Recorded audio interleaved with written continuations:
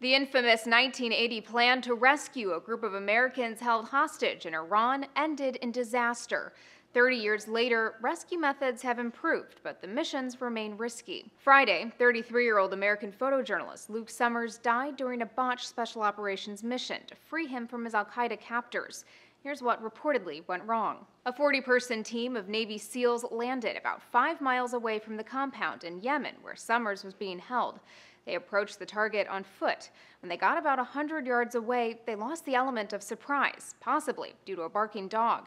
A 10-minute firefight ensued, and Summers was shot in the crossfire. It was a very dangerous and complicated mission, but like always in these efforts, there's risk. In these situations, the U.S. has to weigh the costs of acting against the costs of not acting. As Bloomberg observes, even if captives die in the attempt, they are spared, becoming a gruesome spectacle on extremist videos. There are 4 key ingredients to a successful rescue mission: surprise, intelligence, operator skill, and deception. This, according to Carlos Perez, author of Anatomy of a Rescue.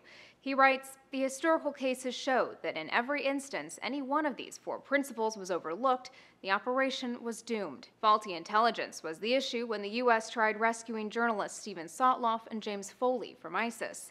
By the time Special Ops reached the target in eastern Syria, the prisoners had already been moved to a different site.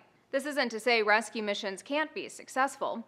In 2009, U.S. Navy SEAL snipers rescued Richard Phillips from Somali pirates in a dramatic standoff that became the inspiration for the film Captain Phillips. More recently, in 2012, 24 Navy SEALs successfully freed this American aid worker and her Danish colleague, also held captive by Somali pirates. In November, President Obama ordered a review of U.S. policy on rescuing American hostages, but there seems to be a difference of opinion within the administration. This weekend, outgoing Defense Secretary Chuck Hagel said such a review was unnecessary. For Newsy, I'm Elizabeth Hagedorn. Multiple sources, a broader view.